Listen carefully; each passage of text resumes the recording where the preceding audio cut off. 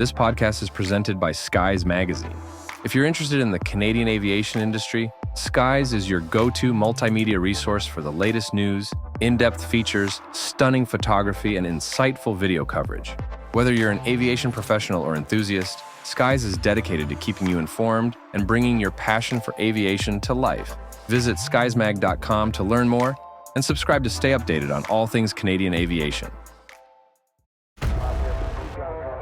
Fuel and ignition switches on. RPM switches set. TD switches normal. Doors and hatches closed. Light out. Strobe light on. Restart check is complete. Clear left.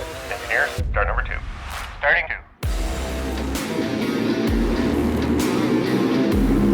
Wind 310 Pilot Project Podcast. Clear takeoff. Runway 31 left.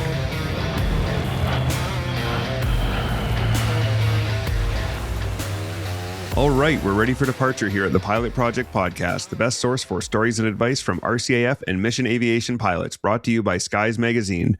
I'm your host, Brian Morrison, and today I'm joined by CT-155 Kingfisher pilot Rock Veilleux. Rock, thanks so much for joining us today. Hi, my pleasure. In today's episode, we'll be exploring his early passion for flying, his path into the RCAF, his selection for fast jets, and his dramatic ejection from a CT-155 Hawk. We'll also talk about his recovery and how he found his way into the world of instructing. But before we get into any of that, let's go through Rock's bio. Rock always wanted to be a pilot. His passion for flying began early, leading him to join the Air Cadets, where he completed both the glider and private pilot license programs. At 18, he entered the CIC program and spent most weekends at the glider site in Bagotville, Quebec.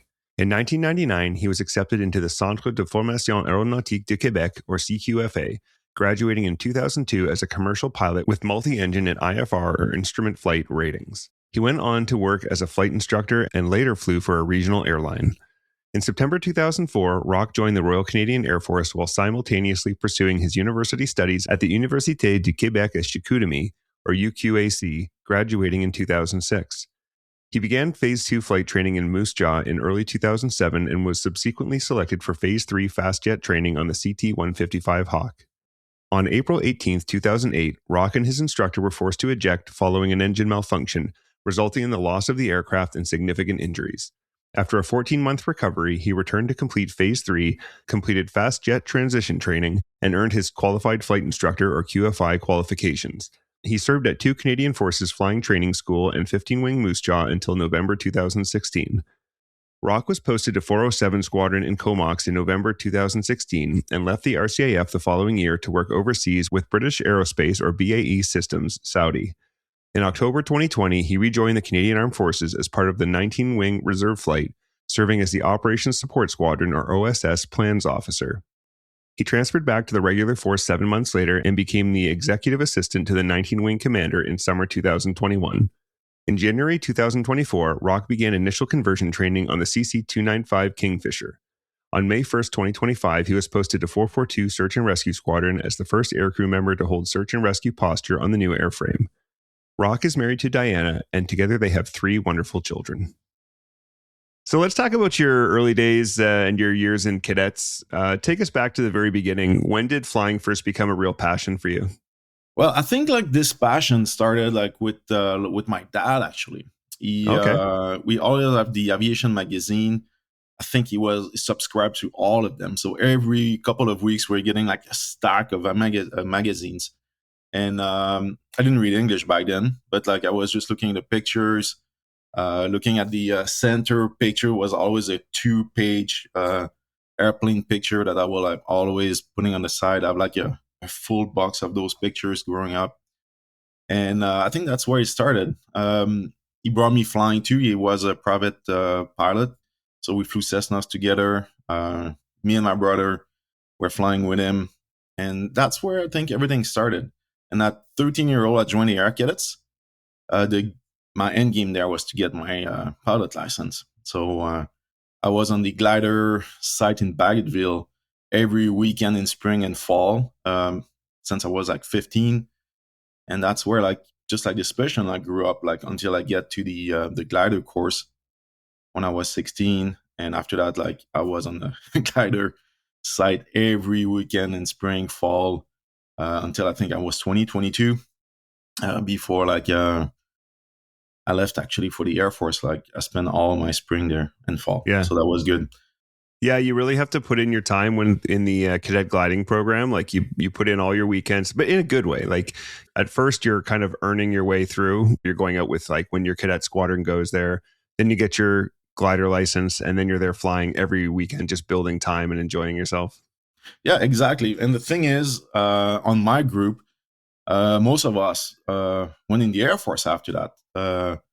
Like Francois Roy is at 430. He's a helicopter pilot. His brother Martin Roy is a colonel somewhere in the Air Force. Maxime Renault was with us too. He's a fighter pilot.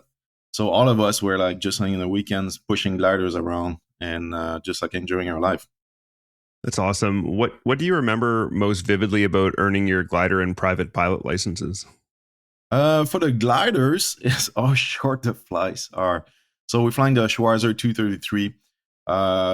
In Bangseat, we're flying in the winch. So every flight was about 3 minutes, just going up like to 800 feet and just like emergency return all the time. So that was like amazing for logs book. I have like so many logbook of 3 minutes flights. But what I really enjoy about gliding is like how calm it is. You just hear like the sound of like the wind, like there's no engine. Everything is like it's not assisted by hydraulics. So everything is like, you feel everything, you control the gliders, and you just have one landing. So like, you better be good at it. If not, that would be a difficult one. But yeah, that's what I remember for the glider. In Bagotville, the course was actually very nice. Like the towing planes, flights were a little bit longer. But again, like the glider course is very good to learn like how to fly a plane. Like I said, like you have one approach to do. So like you cannot do a go around.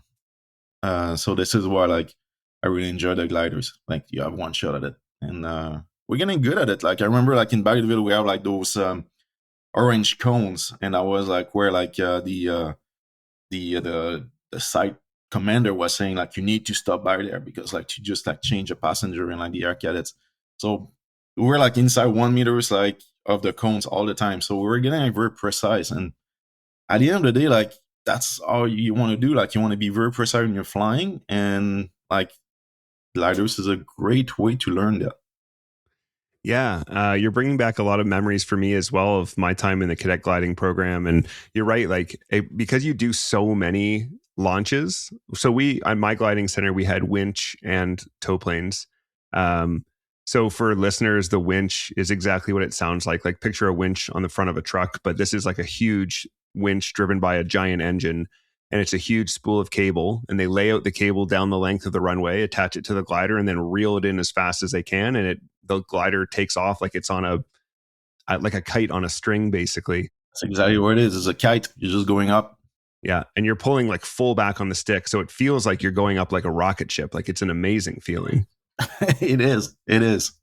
Yeah. Yeah. And then as you get better and better, like you say, you develop that precision. And I can remember like you look over at the stopping point, you're looking to the side and like putting the brakes on just exactly where you need to be. And it's a really satisfying thing to learn to do. Yeah, exactly. You're very proud at the end of the day. Yeah. That's awesome. Yeah. What do you remember about your private pilot license course? Yeah, I did that in Trois-Rivières at Nadeau Air Service when I was kid. So I was like 17 at that point. That was now it's more interesting too. Like now you have an engine. So now like you're in the air for like hours if you want. I would say it's a little bit more forgiving too. So if you need to just like a bad approach, you just go around. But now at that point is where like the checks are coming more important, like the before landing check, like, like in the gliders, like, yeah, the checks are like a couple of words and like it's done. But like when you go from like now an engine, so now you have like more stuff to check, just make sure like, your oil is good, like your fuel, your time, there's radio communication that we have on the gliders, but like it's always like coming to land. And like Tower said, yeah, you land. But like with an aircraft now, like you just like a position report and you talk to other people too. So like this, like in aviation, we're always talking about like the bucket. Like the bucket has to get like bigger and bigger. And when you're 17, like you're so eager, you want to fly, and so it's a great time to learn from it. I was like flying planes and I didn't have my driver license yet. Yeah. But I was able to just like fly like this piece of metal in the sky everywhere in Quebec. Yeah, that was great. That was a super super good. And at that point, like I really knew I wanted to fly airplane for life, and hopefully like make a living out of it. So super happy with it. And again, we'll talk about it a little bit later. But like my small group of people, or air cadets, we always seem like the all same people. Like try seem to follow each other's.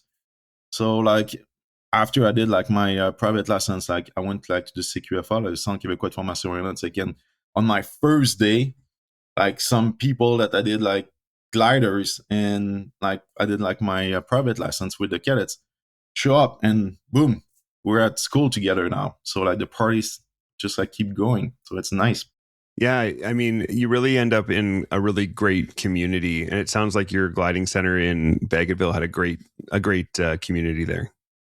Yeah, and all those people like they are like they all have patience, you know. Like it's not like, oh no, it's Saturday and I like to be on a gliding site at 7:30. Like it's just like I'm tired. I was like, man, like we were like going out on Friday night all together. It's like the same group, and like the next morning, I remember like showing up, and Martin Roy was like with his like car and like blasting music, and like showing up like at 7:30, and like we're like half asleep, half awake, and boom, man, like just like untying the like the gliders, pushing them like for the launch. We have like our site commander was Dominique Girard, and yeah, it was just like this nice group of people that like I really enjoy working with them, and I'm still like every time I go home, like I want to meet them and just chit chat, just like catch up. So yeah, that was great. It's a good time. Like it's just a good time. And like by the end of the day, like we're like so tired. So going back home, eat a little bit, go for a long night of sleep, and Sunday morning we'll do it again. Yeah. So yeah. Yeah, those are great weekends. That's great memories. Oh, they are. And then you like that so much that at 18 you entered the Cadet Instructor Cadre, or CIC program. What motivated that decision, and what did that stage of aviation development look like? Yeah, it seemed like that was like the normal progression for me. So like you reach 18, you're too old for the air cadets, and I just still wanted to give like to the program. That was like it's a great program. So I joined the CIC. It's you're like reserve officer, but like not really reserve, but you're just taking care of the air cadets. So that's what I did. I became an instructor on a glider. So yeah, that was like my first hecate to be an instructor at Saint Jean sur Richelieu. Yeah, and again, like it's just like a normal continuation. At one point, like flying is super good, but like if you want to be very good at it, you need like to teach it.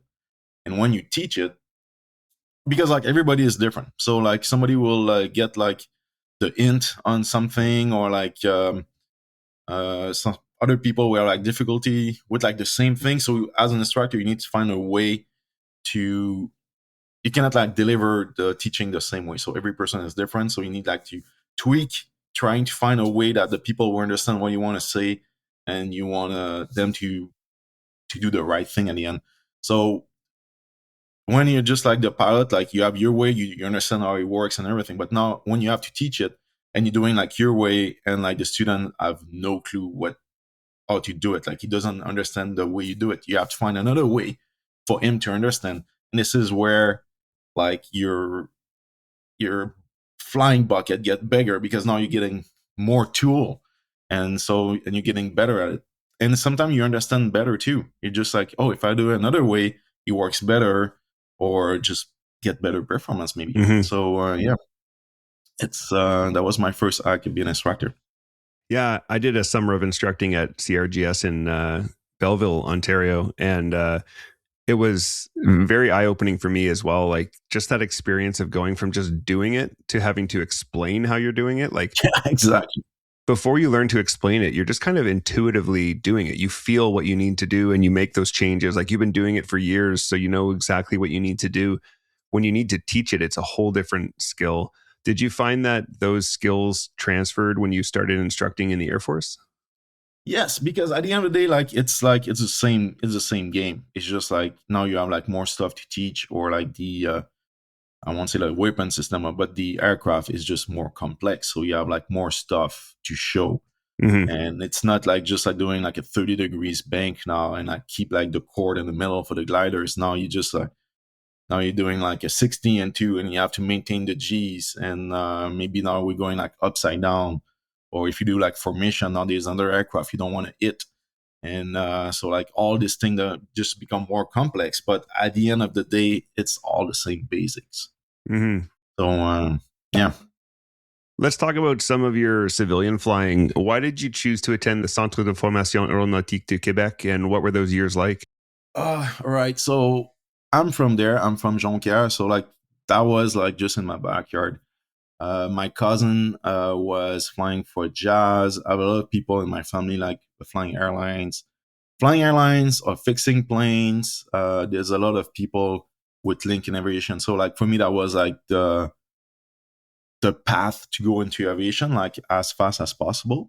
Uh, I wanted to go to the RMC, but at that point, uh, like you're never sure if you will go pilots, and you go like through the process and everything. And Mm-hmm. and for me at that point, like the university degree was like, what do any university degree when I can do just like my 3 years and I will be a pilot and I will be a commercial pilot. So I put like this thing on a, like I forget about like the RMC. I said like I don't want to go to military college. I don't want to go to university. I just want to get like my deck diplôme d'études collégiales and just like and fly, because that's what you want. You want to fly. So apply and yeah, I got accepted. That was very nice. That was like, yeah, like you go for school and you fly planes. That's what school is. So first year it's more academic, so you're doing like the basic college classes. But like second year, you do your private license on Beach C-23. I'm not sure if they're still flying that, but like that's what they are like back then. And yeah, so like someday you go to school and someday you show up at the airport and school is flying. So it's just like it's fabulous. It's super good. And like you're building your hours. So if I remember correctly, the first year is about 100 hours of flying. And you finish with a private license. Everything is paid for. The only thing you have to pay, it's like the Transport Canada examiner. So like when you do your flight test, but everything else is paid. So like it's amazing. You don't have to pay for flying license. And now like, as you know, like it's very expensive to fly even a single engine aircraft. So and that's second year too. And like I said, like all great guys there, people I knew from air cadets, meet new people. Everybody wants to fly. Everybody has like this aviation taste. So like spirit is high. Everybody is like so motivated. And at the end of year 2, you're selected for 3 paths. So that's bush pilots, helicopters, or a multi-engine IFR. So if you go bush pilot, like year 3, you will fly Cessna 185 on floats. Helicopters, you fly, and that's my time. So maybe like the aircraft changed, but you fly a Bell 206 in order to fly that. Or if you go a multi-engine, you fly Navajo. And at that point, like, and that's what happened at the end of second year. And third year, you go, you do your path. For me, I went multi-engine, so I finished with the multi-engine IFR rating, and you're a commercial pilot, so you have like 200 hours, 200 or 250, I don't remember. And yeah, so you finish, you graduate, and you're ready to be in the industry to start on the small airlines. And yeah. So you mentioned you graduated as a commercial pilot with a multi-engine and IFR rating. How prepared did you feel for the aviation world at that point? Well, I was very young, very eager to fly. Like I thought like the world was my oyster, so I was ready to just to go. So I thought I saw everything and I was ready for everything. But like I guess life had other idea for me. So that was a little bit, that was I will say like you're ready because you have the license, but you don't have the experience. Mm-hmm. Like pilots get like very dangerous when they are like about 1,000 hours. Yeah. when like they think they have the experience and like they think they know everything, and that's where like you realize that you don't know as much as you think, and you're very dangerous. So like I was not even like at that level there. And but yeah, I finished with that license, and after that I just crossed the runway and I worked for Ejecting, who was not at that point, it was like much smarter than what it is right now. Back then I was like a flying school and with one Seneca, one Navajo. So that was like a small company. So across the runways, I did my and like a lot of people start like that, just doing your instructor license. And funny enough, their first contract was teaching air cadets again. Oh, wow. So my first summer there as an instructor, I was teaching air cadets for their private license. That must have been a pretty cool kind of full circle moment for you. Oh yeah, that's very good, because now you're not like you're civilian, but you're still teaching to the air cadets. And for an instructor, that's amazing. They have like 7 weeks to do a private license. So like, yeah, you work, you do the flying, and after 7 weeks, it's like they get their license. So it's great. And after that, you get like some civilian people who have to work, they have family and everything. So they will fly 1 or 2 flights a week. Sometimes like they will skip a couple of weeks. So like their license to get like the private license takes like months. And they get like mad because like they don't get the level. And so you need to do a flight. But just like, well, you haven't flown like in 3 weeks. So of course, like you lost those things. So but the air cadets is like so short, and they're young and they just want to learn, and they therefore get their private license. So yeah, so that was good. And I taught them like for 2 summers with that company. That's awesome. So yeah, that was very good. That's awesome. Very awesome. Yeah. You worked, as you've mentioned, as a flight instructor and also later with a regional airline. Yeah. What lessons from those civilian flying jobs still influence you today? Yes. So like the same company, when like the summer was done, I was lucky enough that they kept me at the end of the first summer. And so now they will train you as like first officer, like co-pilots on like their small twin. And like the group was very small at that point. I think we're like just like 4 pilots with me.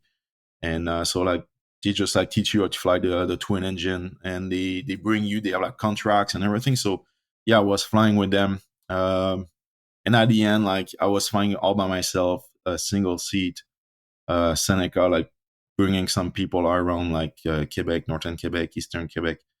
And this is where the learning starts for real. I was still again like early 20s, and you just like you're the king of the world. Like, you are in your twin aircraft flying like around, and for the first time, now you're getting like the big decision like about icing, turbulence, and those aircraft are not like super performant. So you're always flying in a bad weather. Mm-hmm. So yeah, it's very humbling, I will say. And I did like few mistakes back then, and like they still haunt me from time to time. Like when I look at the GFA and I'm looking at the icing, I'm always thinking about one flight that I flew from Sept-Îles back to Saint-Honoré. And I remember that night, that was in spring, early spring, and there was a little bit like of snow falling in Sept-Îles, and I decided to take off because there was no PIREPs.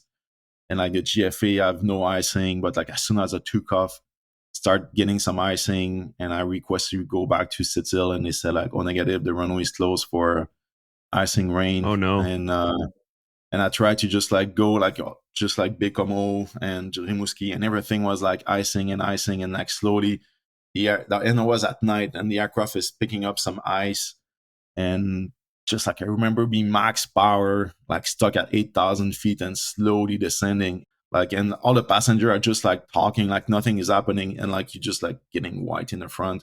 Turn off the wing inspection light, and you see all the ice forming, and like the boots are not like it's not enough. And one point, Montreal just asked me if I want direct Bagotville. I said, yeah, I want direct Bagotville.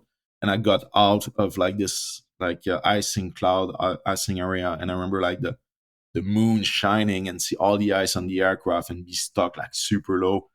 And you're like, oh my god, that was an experience. And coming back to Saint Honoré, the runway were full of snow. The contract to remove the snow was done for the year. So now just like trying to land on one side of the runway, there's less snow. And I remember like the mechanics opening the hangar door, like it's almost like a movie, like opening the hangar door with all the lights, and you just bring like the small Seneca like close to the doors, shut down the engine, and the guy is smoking a cigarette and is looking at me with the big smile. So that was a tough one. Eh? Just like, wow. And like the ice on the wingtips and everything, and the props had ice too. So like all the ice like remove all the paint on the side of the aircraft, and you're looking at that like just like as a young pilot with maybe like 500 or 600 hours, and you're like, oh wow, okay, that's like nature is unforgettable. Like if you do a mistake like that again, like I got lucky that time, you know, for sure. So yeah, so every time like I look at the GFA and like we have the discussion, I always have like this flight in the back of my mind saying like, well, that will not happen today. We'll just make sure like I'd rather be on the ground wishing flying than being flying wishing to be on the ground. So yeah, that's a truth for sure. Yeah. And Rock mentioned the GFA. That's a graphical area forecast. It's like basically a map that shows you the weather to help pilots plan their flight out. Let's shift gears a bit and talk about joining the RCAF in your phase 2 training. What pushed you to join the Royal Canadian Air Force in 2004 while also tackling your studies at UQAC? So what happened at that point, that was like post 9/11. And so jobs were not like super good for the airlines. I was a little bit stuck there. I have like some let's say like personal issue with other people in the company and everything. And like I was like at this point, and I was like, okay, what are we doing now? And I met like this recruiting guy at the recruiting center, like great guy, and he has like, guys, I have like this new program for secure for like people who just graduate from there. It's a super quick university degree. We take some credit from your CEGEP, transfer that to university, and like in 2 years, you get your university diploma, and you're shipped to Moose Jaw. You skip boardage because you're already like a commercial pilot, and like boom, you're like right in the Air Force. And as soon as you start, like you're on the waiting list to go in Moose Jaw, so there will be like no delays. And I was like, all right, sounds good. I will let's apply and see what happens. So 3 of us applies. Carl Brassard, who's now like should be a full colonel now. Carl was there. Eric St. George, who now is flying for Air Canada, and me. So the 3 of us signed that morning, and I signed that thing like on a Thursday, and I had to be at university on the Monday morning. So that was like a very quick change. And boom, I was in the Air Force. So they sent me at the University of Quebec à Chicoutimi. I did like my degree. That was the best time of my life. Like honestly, we just like set the schedule, 2 course on Tuesday, Wednesday, Thursday party, Friday party, Saturday party, recovering Sunday, studying Monday, and do it again. So that was a great time. And we're like paid as a 2 LTs, so we're making like good money to just to go to university. And in the summer we did like the basic course in Saint Jean, basic training, and back at it for the year 2, and finish year 2, get the degree, and we're like on the waiting list to go in Moose Jaw. For me, that was not like very long. I think that was not 5 months. So I start like my master degree, and I was in Moose Jaw like in April 2004. I show up there. That's awesome. And I was like super quick, super nice. Yeah, because so many people, like I waited like 18 or 19 months, and that was pretty common in around 2009, 2010. Yeah, I remember those times. Yeah. So that was very fortunate that you were able to get there in that kind of a time. Now, you talked about going to phase 2. You were the only French speaker on course 0704 for phase 2. Yes. What was that experience like, especially going through without going through second language training first? Oh, well, that was interesting. So because I was commercial pilot, they assumed that I was able to speak a good English. And You always learn, never assume. So I show up on course, always being able to read English and listen English is good, but I couldn't talk it. Like that was terrible. I was like the only Franco in my course, like Blake McNaughton, can talk about it. And but yeah, so but when in Rome, so like you, I was the only Franco. I have to learn. I remember like Don Nix, one of my instructor, asked a question like during class, and he told me like years after. He said like, Rock, I have no clue what you said, but you said it with so much confidence that I was very sure that was the right answer. Yeah, Don was great. So and that's it. The thing is, when you're flying with good instructors, they don't really talk a lot in the aircraft. So there will be a long briefing, and when you go flying is flying. So if you do a loop, what they will say like it's back pressure, release pressure, wing drop. So they will just keep like in minimum words. So even if you don't really speak it well, I don't need to speak it. I need to fly the aircraft. So I did pretty well on the course. I finished second on the course. First one was Dan. Dan wanted to go multi-engine, so that's what happened. He went multi. I wanted to go jet, so I went jet. And everybody else on the course went, like at the selection, was helicopters. What was going through your mind when you found out you were selected for jets? Oh man, it just like that was amazing. That was just right before Christmas. That was like, oh man, just everything is coming up like this. That was the best time. Yeah, like you just like now your dreams comes true. You will fly like those amazing aircraft. You just go so fast, like so powerful. The mission seemed to be like so interesting. So yeah, that was super good. That was super good. And you finished phase 2 on a Friday and started the Hawk for phase 3 on the following Monday. What was that transition like? Yeah, so back then, so you going like phase 2, you're doing phase 2 Bravo, who was like a little bit like advanced training on the Harvard before going on a jet. Right. So I came back after that Christmas. I did phase 2 Bravo, and I finished phase 2 on a Friday, and on Monday morning I was on the jet course. So like the delays back then there was no delays. That was back to back. That was quite amazing. So yeah, you go from like landing from your final cross country, and you don't get wings back then on a 2 Bravo. So the wings were on the Hawk. So you're showing up, finish your course, get your first course report, and boom, now you start ground school on Monday. I was with a bunch of Singaporeans. I was 2 Canadians on the course, and now like the real work starts. Like you're getting there. Like it's now it's a fast aircraft. Now we're talking about tactics. We're talking about like bomb droppings and all the thing that like you don't really see in the movie, like what the pilots needs to know and be aware of. So now like the excitement is like bubbling inside you. Just like, all right, we're getting there like that. That's the real thing now. Now, a lot of fighter pilots, a lot of jet pilots, they have a call sign, and a lot of people assume your name is a call sign, but that's actually your legal name is Rock, right? So can you tell us that story where people were making those assumptions about your name?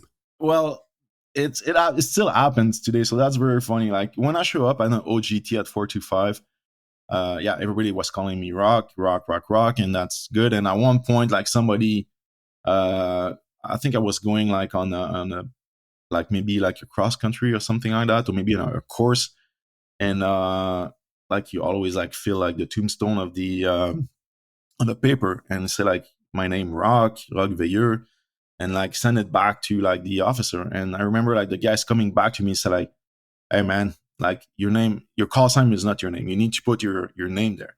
I'm like, that's my name. That's how I'm called. And the guys just like open up big smile, say, that's the best name ever. And like, and like nobody like never gave me a call sign. Like everybody like just call me Rock. And like I said, like that's the best call sign ever. And like I still, actually, that's when you mentioned that like a couple of weeks ago, we were going in an RON. And for listeners, an RON is when the aircraft remains overnight. And one of the guys came and with the paper, he said like, just to confirm, that's your legal name, Rock. So yeah, that's my name. That's how I'm called. So yeah, it's very funny. Yeah. CAF Outlooks is Canada's 3-day conference where the Canadian Armed Forces and industry shape the direction of defense and security. From April 7th to 9th, CAF leaders speak directly to industry on current projects and future procurement needs, with each day focused on one environment: Army, Navy, and Air Force.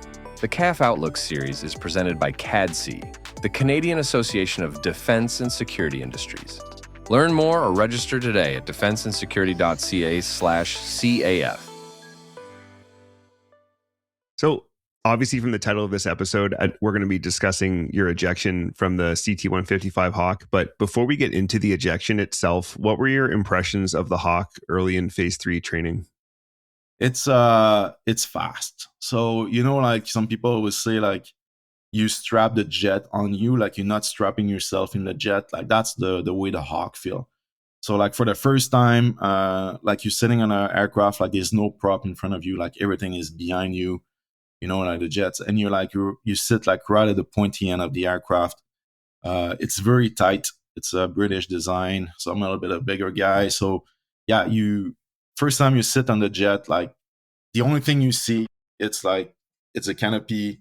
The canopy bow, you see like the HUD, you have the instruments a little bit lower, and that's what you see. Like you really feel like you strap the jet on you, and like the side of the cockpit, like your elbow like touch both sides, and like it's a go-kart, like it's super nice. Like even like the yoke, like the control columns is bending in the middle because there's not enough room. So it's not like a full stick. Like it's a full stick in the middle, like it bends left and right. That's for your aileron, but like you're so tight that like you cannot go like a normal stick thing. So yeah, so the aircraft is small, and you close the canopy and everything, and you're like in this very small bubble, and the instructor is a little bit back to you. There's like a window between you and the instructor, so you don't really see the instructor, and you go. And like I remember like my first takeoff on the Hawk, you like sitting on the bottom, you do a slam check, so you go full power, and like you have like the engine spooning up, and you have like this amazing like jet engine sound. And I remember like releasing the brakes, and it's not like a car that like it just like goes. Like you release the brakes, and like it just like slowly goes forward, and you're like, seriously, that's what happened. And like few seconds after, like just like it kicks, and now like you just holy, and now like you're going down the runway, and you pull, and like the aircraft wants to fly, and boom, you zoom up. The first time I almost overspeed the gears because the acceleration is so high, so you really have to keep the nose up. As soon as you're out, gear up, and you're up for a very good ride. Yeah, I can only imagine how that felt, because for me, the Harvard 2 felt kind of like that. Like after flying just small aircraft, I went straight to the Harvard. I skipped phase 1, and I had a multi-engine rating, but the Harvard felt like a rocket ship. So I can only imagine the Hawk must have been amazing. Oh yeah, it's amazing. It's really amazing. Yeah. So let's give some context here before we get into the ejection. On April 18th, 2008, a CT-155 Hawk training aircraft, crewed by a student pilot in the front seat and a Hawk qualified instructor in the rear seat, was on a routine instrument training flight when an accident occurred. The flight safety investigation determined that the engine had failed and subsequently seized as a result of loss of a low-pressure turbine or LPT blade. Following the loss of the LPT blade, a non-standard emergency landing profile was flown in the presence of severe engine vibrations, which resulted in poor aircraft positioning from which a successful landing was not possible. As a result, both pilots ejected from the aircraft and suffered non-life-threatening injuries. So it's probably pretty crazy to hear that read out, and it's very sterile and technical because it was such a crazy experience for you. What's that like to hear that read out? Well, it's it's very sterile. It's no emotion. It's like a robot will read it, and like you were talking about stuff in there, and like I just like have the picture coming back in my head, and you're like, well, that was not the way I would have written it down. Yeah, but it's correct. it's totally correct what you said. Yeah. But I will have put a little bit more emotion in it. Yeah. You were the student pilot on April 18th, 2008. When things began to go wrong, how did you first recognize something was off? All right. So that was beginning of the training on a Hawk. That was an IF4. So that was flight number 4 for IS flying. I got a demo in the morning of a PFL, donc practice force landing. So like that's the 360 degrees to come back to land if we have like any like emergency. So I got the demo on the morning, and now we're on Friday afternoon, like a very hot spring day in the prairies in April, and we go for the IF4. So we took off. In Muja, we have like an IFR departure, so we have a 9 DME arc around the field. Sorry, and I will position you to go in the training area. It was on the south. So we took off. We did like the 9 DME arc. I'm doing like the math when I'm supposed to start my turn for rate 1 to intercept like the 9 DME arc, thinking about the winds and all the stuff like a students like will that was brief on the ground, but you don't want to mess it up. You know, you want to be good for it. And I'm still climbing. And I remember like passing 10,000 feet. We got like a weird sound, like just like something is different, you know, like not broken, but like almost like somebody like it just like hit the side of your car, like this kind of like a bit of bang. And like I froze. And I remember like in the back seat that was a Frank Wagner, is a German instructor, like F4 pilot. He was in T-38, like full experience. And he just came with his German like accent and said like, "Oh, just do your emergency response." So like, I'm almost thinking that is just like a simulated emergency. Back then, we're still doing a simulated emergency in the flight. Mm-hmm. So like, I was expecting him to say like, "All right, emergency secure, keep going." So like, I'm doing like easy zoom, trying to just like, I don't remember if I bring back the power, but that was part of the emergency checklist. And like, and slowly starting a right turn towards the field, like beautiful weather. I see the field 90 ME. 9 DME means he was currently reading the airfield at 9 miles on his distance measuring equipment. 10,000 feet, like very high. And I remember he took the control and said like, that was like Dragon 6-2 declaring emergency for engine or something like that. And I'm like, I got surprised. I said like, what do you mean like declaring an emergency? Like what happened there? So he took control. We start turning right towards the middle of the field. And this is when like the engine and the whole aircraft start vibrating. So we have like this, like it was vibrating so much, it's like you are on a spinning cycle on your washer. You know, the old washer where like they just bang, bang, bang.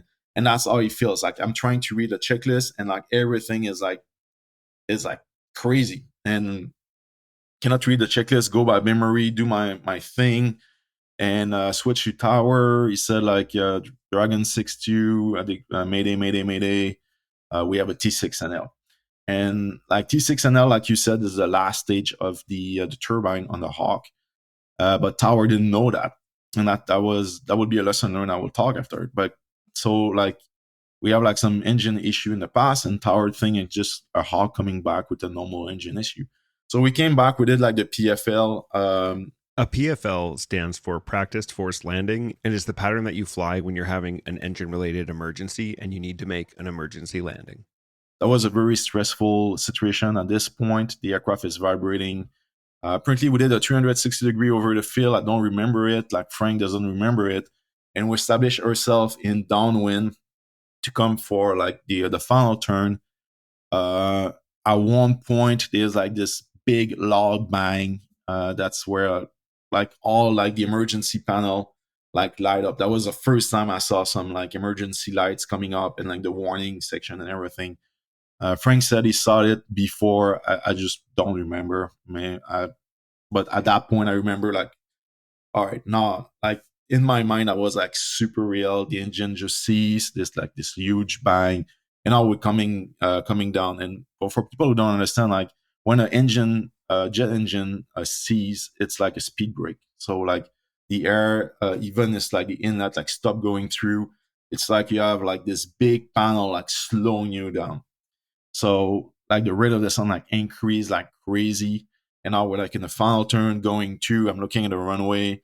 Frank said put the gear down. So like in the front, I'm just putting like the gear down. There was like a button on the Hawk. So put the button, and I'm waiting because like I know like the next, no, sorry, he asked for the flaps. I give him like takeoff flaps or approach flap. And I know like the next step is like the gear. So like my finger is on the gear, and I'm just like, I'm waiting. And he said like, we're making it. I look up, yeah, everything looks good. And I push the button for the gears. And at one point, like he just said eject. And I'm super surprised. I'm not expecting it.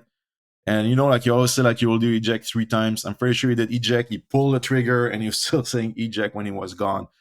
At that point, what I remember, it's like because I was like bent a little bit to the front, waiting to put the gear down or the flaps.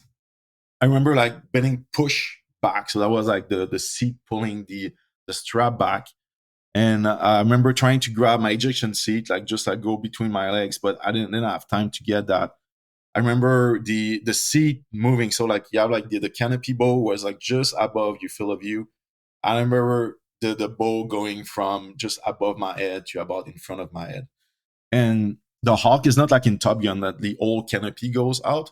So the Hawk has those small MDC cords, so miniature detonation cord. It's like C4, and I will explode. And so what happened is like the seat and the pilot just go through like this cloud of small debris, and like you get out of the aircraft. So I remember like that, and as soon as like the bow went down, I blacked out. And I remember who seemed to be like a very long time, like sitting in this like movie theater. You know, when you're waiting for the movie to start, you're all by yourself, the lights are down, so it's dark, and you're waiting for something to happen. You're waiting like for the projector to start shooting the movie. And like I remember being like in this room for a very long time. And I remember saying like, oh, well, maybe that's what dying is. And like I'm sitting and boom, the chute opens, and like the shock opens, like wake me up. I remember seeing like the jet crashing. I see like this big ball of fire going like towards me. And the next step is always like check canopy. So I don't have time to check canopy, but we have like an ejection like 2 years before, people like just broke their legs. So they were always talking about releasing the survival kit, like where we're sitting on. So I'm trying to release it. So I'm really trying to go down. And the next thing I remember is like the ground is coming super quick. So I'm trying to put my hands up to just grab my stringer, and I just land, boom. I landed on the side. So I just pancake on the ground, like, and now like everything is silence, and like I'm sitting on the field. Like few seconds before I was in the plane trying to land it, and now like I'm in the field, and I must be alive because like I feel pain. I'm trying to move my fingers, my toe. I said like, okay, everything seems to be moving, and I'm saying to myself, I said like, I will stay here. I'm on the field. Somebody will come for sure. Somebody saw the aircraft crashing, so somebody will come to get me. So I would just stay here. I can in pain. I guess like the best thing is like not make it worse. And the next thing I remember is like the fire. So we landed like very close to the aircraft. Of course, the wind is pushing like is blowing the fire towards us. And I remember seeing like this grass fire coming into me. And like again, like it's the first very dry day in spring. And like everything is dry, and like if you've been in prairies and when it's dry, and it's just coming, and it's going through, and it seemed like to running towards me. So I'm trying like to stand up, and like I'm a little bit confused. I have a broken elbow. I don't know that at that point, but like my elbow is sitting like few centimeters lower than it should be. My forearm is like free, and I'm just pushing, and then the fire is over me. I push down. Wow. Able to stand up, and I'm starting to run. And I look, and I'm running. I do a couple of steps, and something is pulling me back. So I look back, and all my parachutes on fire, the lines on fire. And so now what I need to do is just like to release the parachute. And on the Hawk is like this big buckle, almost like World War II style, that you have to push and twist.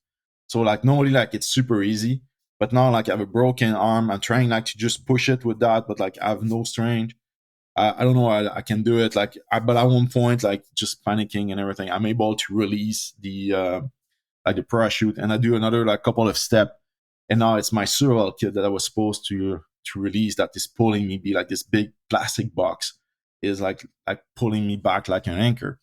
And at that point, like Frank came, so my instructor came through the fire. He got like medal of bravery for that. Just come disconnect me, and both we run towards the ambulance.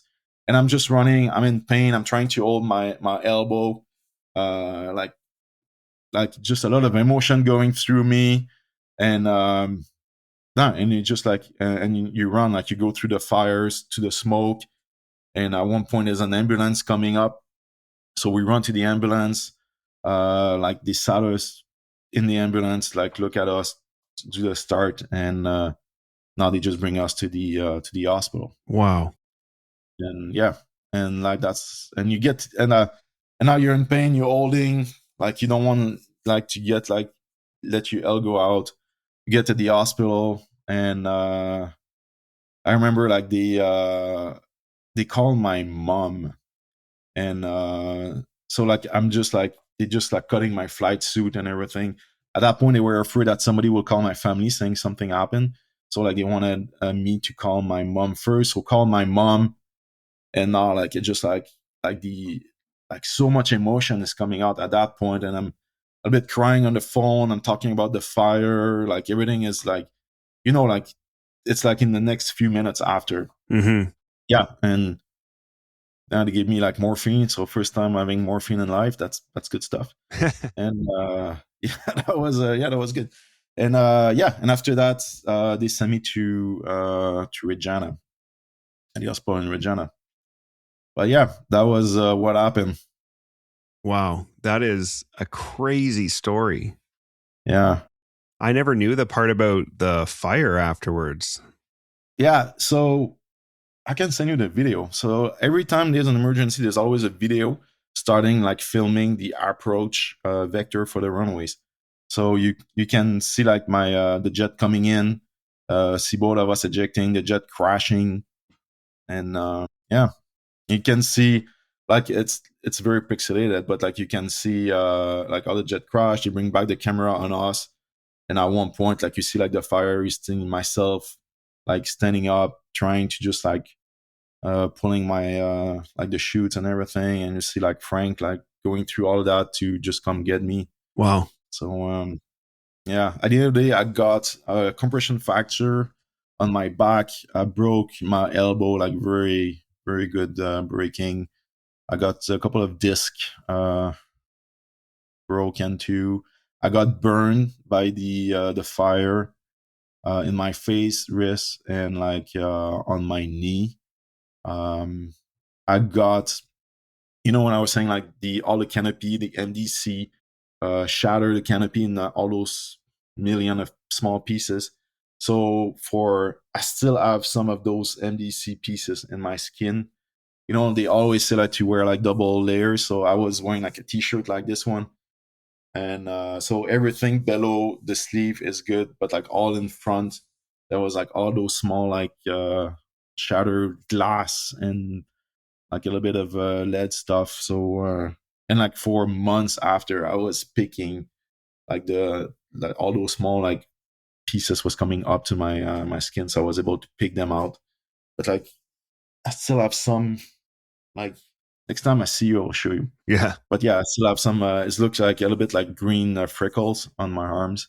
But yeah, it's still like glass and like residue from the canopy going through my stuff. And I got lucky for the burn. I got very bad burn on my knee when I stand up. I put my knee in the fire. I push down my face. So I have like the helmet, the mask. So I remove my mask. So all my side of my face was burned. And my wrist too, where like the glove and the flight suit starts, so like where the skin were exposed. But I remember being at the hospital. They have like this this lotion for like third degree burns, and the nurse was putting a little bit in my face, and every time she would turn around, I would just like dig my hand into it and just put like as much as I could. I didn't want to scar in my face, so like I was just digging in this like cream. But yeah, yeah, that was good. So they sent me that. I got surgery. They reconstruct my elbow. I still have some issue with my elbow, but like it's okay, good enough for flying. And they spent 1 week at the hospital, and they sent me back home in Jonquière for recovery. Wow. And when did you realize that the recovery was going to take a long time and that it would be tough to recover from this, like physically anyway? Well, it's so I have like a full body cast. Like that was not really a cast, but that was like a brace, and I have like a cast on my arm and everything. And so in my mind, I will take a few months and I will be back in Moose Jaw. And I remember when they removed my cast, and so my arm was cast at 90 degrees, and I remember putting it over my head in the shower, trying like to wash my head, and the elbow was not moving, so I was not able to touch the top of my head. And I was like, oh, okay, we'll need a lot of physio there. Yeah. And I remember like showing up in physio in Bagotville, and the look of the physiotherapist in his face, and now they started just to try to do motion and pushing, and like, oh, that was so much pain. And they ordered me like that was like a machine, and so that was strap in my forearm, strap on my bicep, and like that was a screw, and like the thing was like just to open up my arm to just like, oh man, that was like so painful. And but yeah, so I was doing it all the time. I just really wanted to get back flying. And even like they gave me like a sandbag, about like I think that was like 5 pounds, and I was just putting the sandbag on my wrist and like just over like a table, just like for the weight to slowly stretch my arm. Oh, So yeah, so that was like very long. And like the cast too, I got the cast for about 6 months, and like a lot of X-ray, trying like to just make sure like the compression fracture was okay, and like work on the disc. And yeah, that was a long recovery. And after that, when I was, let's say, I thought I was ready to get back in there. Now it's like, now I have like to convince the doctors that you're really like physically ready to go back flying. And I thought that would be a walk in the park, but like now you just say you see the doctors, and now they need more X-rays, more like you need to do tests and just make sure everything is okay. And now it's just like, oh my god, it's taken a long time, and like all your friends now, and I know it's not the right way to think. I know now it's not the right way to think, but like all your friends are going forward and they're going on a course, and like they are like in a group chat or just like on the social media, and now they're doing like the helicopter course, or and so like all those people are moving, and now you're just like you're like in your chair back home, like just half broken, and the only thing you want to do is just like, I want to get back in that game. I don't want to be like left behind. mm-hmm. So yeah, so that was an interesting time. Yeah. What do you think was the hardest part of the recovery from the physical or mental side? That was a mental state. So when I came back, I went back to the Hawk. I joined. I don't remember like the course, but like I joined a group of 3 guys. So now we were 4 guys. I remember like one is Matt Art, who will become one of my best friend, and he always tell me the story that when I crashed, he was in the toilet, and like he was like just like okay in the bathroom. You were like the big loud bang. One of their friends was on there, said something happens. We have to get to the base. See what's happened. And he was in the bathroom. So, but yeah, so that's another story. But yeah, so I joined like this group of guys, and I was eager to go. I really want to go back flying. I wanted to show everybody that like that was just like a bump in the road, and we are, like I was like mid-20s, late 20s, and I just wanted to do it. I wanted to go fly the jet, show everybody that like I'm the man. I'm the one who will just like make it happen. And I start flying, and I was not as easy as I thought I would be. That was like I was afraid. I was afraid of the aircraft, like, to be honest. And everything, when I did the IF4, so the same mission I crashed from, uh, I did 2 or 3 flight safety. I don't remember them. I was so nervous. I was like, I was afraid that will happen again. Like, I was certain that when I will pass 10,000 feet, that the engine will quit again, that something will happen. And I remember like doing the departure and like looking at the altitude, and like just like, and the buildup of like emotion and stress and everything, and going through like the altitude. And like when I get like to 10,000, like I was sure that something will happen. Like I was super sure nothing happened, but I wasn't there. We finished a mission. I remember like the instructor at the end, like just at the debrief, like I was emotionally drained. I was almost crying, red eyes. I remember like he didn't debrief me, just gave me a hug, and he said like, "All right, just go home and we'll talk tomorrow." And he gave me like an achieve for the flight, like should have been a fail, but that was just like the millstone that I needed to pass to get back and just say, okay, now everything is behind me and we will go forward. But this thing trigger other stuff too. So like, of course, he talked about that with the flight commander. We talk about that with the big 2CO, and now they say, okay, well, we need to address the emotional and the psychological issue. So and I was not like very touched before. Uh, Maybe that was my fault too. I was like saying, I'm ready, I can do it, but like not knowing that was the first time that something happened like that to me. And so, like I just wanted to do it. So like I didn't want to look weak. I didn't want to look like, I was not able to do the job. So I guess I hid it, and like it just like turned back that I needed some help. So we started with the social worker on base. And at one point, they sent me to a psychologist in Regina. And I remember like the first 2 sessions, and she, in her mind, I was like somebody who just didn't do a stop and hit a car, and like this person now is afraid of driving. And she always came back to that example. And I was telling her, I said like, that's not exactly what happened. Like, but like she was always coming back. So I went to flight safety. I asked for the video. I said I want to show the psychologist what happened. And I remember bringing the computer to her and said like, I will show you what happened to me.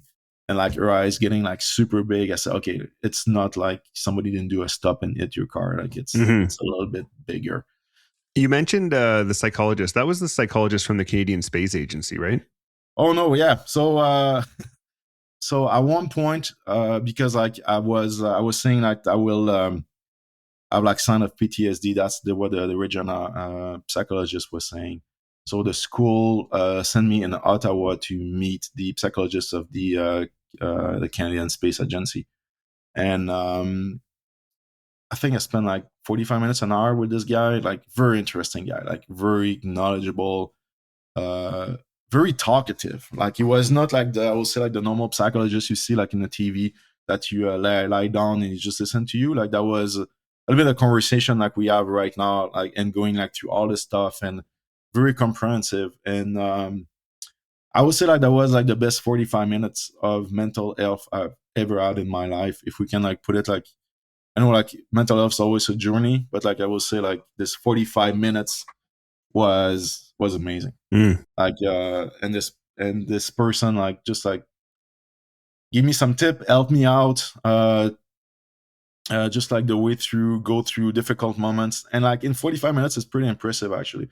But it just like put me like in a good path. That after that, when I just like I was going to, let's say like the social worker on base or the psychologist in Regina, like I have like more.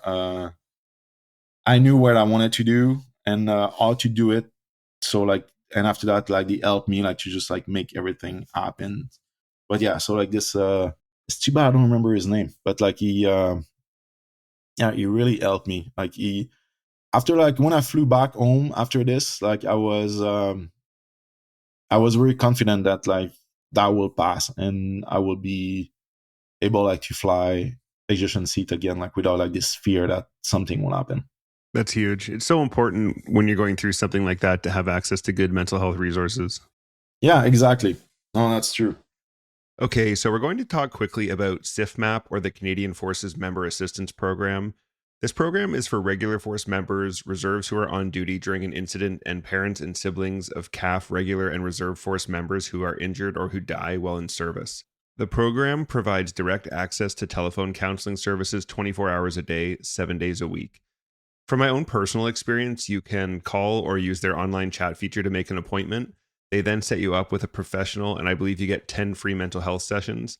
For more details, I highly encourage you to Google CIFMAP, that's CFMAP, and click on the canada.ca link. The beauty of this program is it's free and confidential, so no one in the CAF will know you used it, not your supervisor or chain of command, and not your doctor.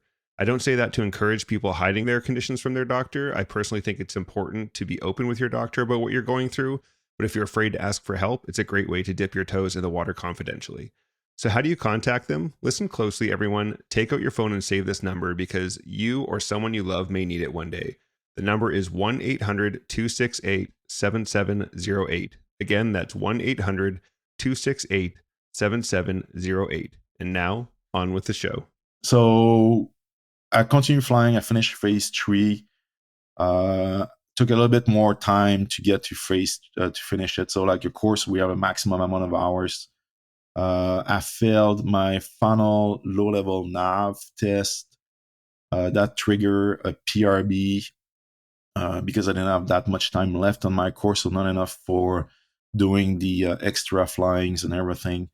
I remember going to this PRB, and I was like, PRB is always very emotional, because, and I will do, like, not knowing that at that point, but I will do a lot of PRB later in my career. And like, sorry, just for the listeners, the PRB is a personnel review board, and it's triggered basically when certain things happen where a student's not performing like they need to on the course, and it reviews basically if they're going to keep training or not. Yeah, exactly. And like, yeah, its performance can be course time, because I think that was 10% of the course time. The Hawk back then was not that much flying, so it's about like 2 or 3 extra flights to get a PRB. And like when you do a PRB, as the person doing the PRB, one of the outcome is always cease training.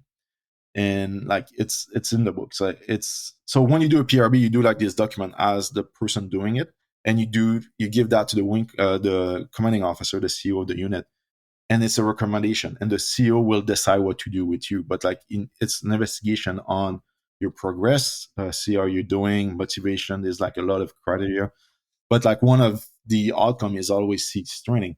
So as a student, and when you see your PRB and like the first line, the recommendation is cease training, you're just like, your heart stop.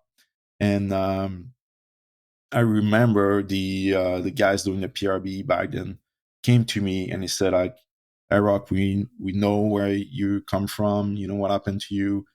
If you want to go like multi-engine, like nobody will just like judge you, and we'll just CC you on a Hawk, and you will be on a multi-engine course, like on the next multi-engine course."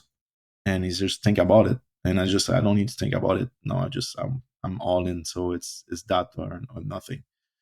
So he had a good laugh, and so the CO decided to give me another chance on that. I passed the retest, but like at that point, I was still like afraid of the aircraft. I was afraid, not flying, but I was afraid of the ejection seat. Mm-hmm. So what happened is they decided to keep me as an instructor in Moose Jaw to like they call it like seasoning, to give you a little bit more experience and everything.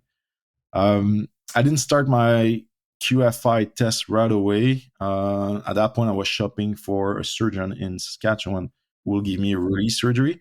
Just one thing quickly for the listeners: QFI is qualified flight instructor. But yeah, so I was shopping for a surgeon in Saskatchewan to give me a release surgery, to give me more motion in my elbow. At that point, like my elbow was like still very stiff, and I was like a very nice bend still. And so I found like the surgeon. I got the surgery in Saskatoon. And after like a few months, I was back flying, and now I started my QFI course, Qualified Flight Instructor course. So when you do that, you are a CCAT, so category C. There's like 3 categories for a flight instructor. So you start C. After 6 months, you become Cat B. There's like different stuff you can do in category B. The next one is category A. Category A is like the top category for instructor. Back then we have A2 and A1. I know like right now it's just like Cat A. But yeah, so you get like your A2. So I started as a CCAT like everybody, and that's where I started my instructional journey at the Big 2 on the Harvard. Awesome. So just as we get ready to close this first episode, looking back on this entire first phase of your career, the highs of jet selection, the trauma of ejection, the grind of recovery, and finally finding direction again, what do you think you took away from all these experiences? I would say like plan, never survive first contact. You always wish that like your road will be a highway right to the center. You will get to where you want to be, and that will be easy. Some people, that's what happened. But like sometime you have to take the scenic road and go like left and right, and that will be not exactly the journey that you were expecting, but you will still grow and become like somebody very interesting through the different paths that life gives to you. And even if it's not exactly where I wanted to end it, like looking back, all that brought me where I am right now. And that's amazing. I don't think I would change anything. Yeah. Yeah, the book of your life would be a very boring book if everything went smooth and nothing ever happened. That's very true. Yeah. Okay, Rock, that's going to do it for our chat today. I really, really enjoyed hearing about your early passion for flying and your fast jet training journey, and of course, the incredible story of your ejection and return to the cockpit. When we return for part 2, I'm really looking forward to digging into your years as an instructor, your time overseas in Saudi Arabia, and of course, your work today helping stand up the Kingfisher fleet in the Star World. So thank you so much for being here today. My pleasure. And fly safe. Always. All right, that wraps up part 1 of our chat with Captain Rock Veilleux. Tune in next week as we conclude our discussion by talking about his time instructing in Saudi Arabia, his return to the RCAF, and his current experiences being one of the first aircrew qualified on the CT-155 Kingfisher. Do you have any questions or comments about anything you've heard in this show? Would you or someone you know make a great guest, or do you have a great idea for a show? You can reach out to us at thepilotprojectpodcast@gmail.com or on all social media at @podpilotproject. And be sure to check out that social media for lots of great videos of our RCAF and mission aviation aircraft. As always, we'd like to thank you for tuning in and ask for your help with the big 3. That's like and follow us on social media, share with your friends, and follow and rate us 5 stars wherever you get your podcasts. That's all for now. Thanks for listening. Keep the blue side up. See ya! Engineer, shut down all